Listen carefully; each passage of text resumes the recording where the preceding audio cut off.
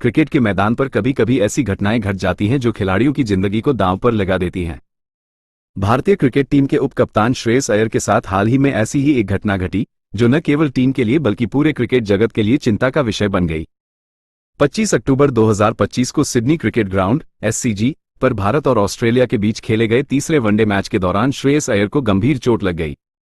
ये चोट इतनी गंभीर थी कि यह जानलेवा साबित हो सकती थी, लेकिन चिकित्सकों की त्वरित कार्रवाई और उनकी मजबूत इच्छाशक्ति ने स्थिति को नियंत्रण में ला दिया। इस लेख में हम श्रेयस अय्यर की इस चोट की पूरी कहानी, उसके कारणों, इलाज और रिकवरी प्रक्रिया पर विस्तार से चर्चा करेंगे। घटना: कैच, डाइव और जानलेवा चोट। श्रेयस अय्यर भारतीय क्रिकेट के उभरते सितारों में से एक हैं।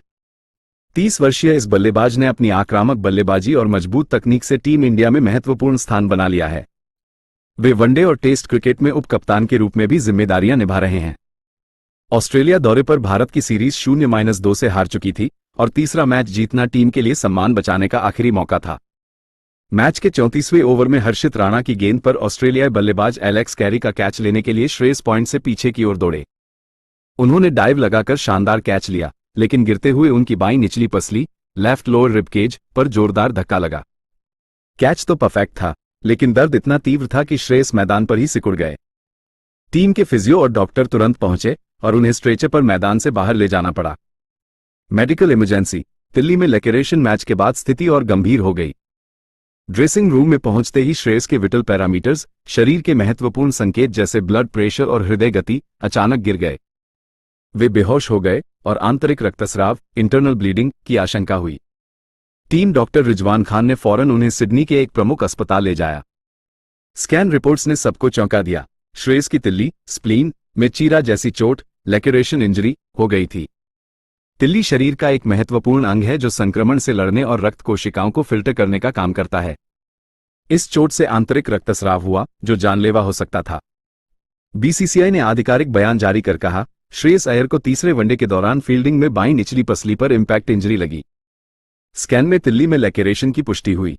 वे इलाज के अधीन हैं, चिकित्सकीय रूप से स्थिर हैं और अच्छी तरह रिकवर कर रहे हैं। गहन चिकित्सा और रिकवरी: यह चोट कोई साधारण मोच या खरोंच नहीं थी। रिपोर्ट्स के अनुसार यह हाई ग्रेड इंजरी थी जिसमें रक्तस्राव को रोकने के लिए तुरंत आईसीयू में भर्ती करना पड़ा। पीटीआई की एक रिपोर्ट में स्रोत ने बताया कि श्रेयस को पिछले कुछ दिनों से आईसीयू में रखा गया था क्योंकि संक्रमण फैलने का खतरा था। उनकी जान को बचाने के लिए डॉक्टरों ने त्वरित उपाय किए, जिसमें ब्लड ट्रांसफ्यूजन और एंटीबायोटिक्स शामिल थे। सिडनी और भारत के विशेषज्ञों की संयुक्त टीम ने उनकी निगरानी की। अच्छी खबर यह है कि 27 अक्टूबर को श्रेयस को आईसीयू से सामान्य वार्ड में शिफ्ट कर दिया गया। उनके दोस्त और टीममेट्स उन्हें मिलने पहुंचे, जो रिकवरी की सकारात्मक निशानी थी। सूर्य कुमार यादव, जो टी20 सीरीज के कप्तान हैं, ने कहा, वह फोन पर हमसे बात कर रहा है, रिप्लाई दे रहा है। मतलब वह बिल्कुल ठीक है। वो स्थिर है और अच्छे से रिकवर कर रहा है। चोट के कारण और वापसी का अनुमान: श्रेयस की चोट के पीछे कई कारण हो सकते हैं।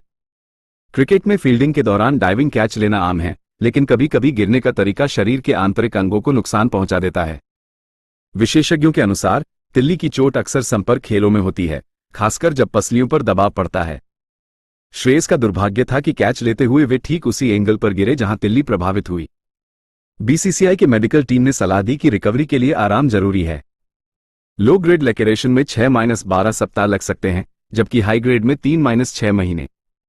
चूंकि श्रेयस की चोट मॉडरेट हाई ग्रेड लग रही है, इसलिए उनकी वापसी में कम से कम 4-6 सप्ताह लग सकते हैं। वे टी20 सीरीज से बाहर हैं, जो 29 अक्टूबर से शुरू हो रही है। अगली ओडीआई सीरीज दक्षिण अफ्रीका के खिलाफ 30 नवंबर से है, तो हो सकता है कि वे फिट हो जाएं।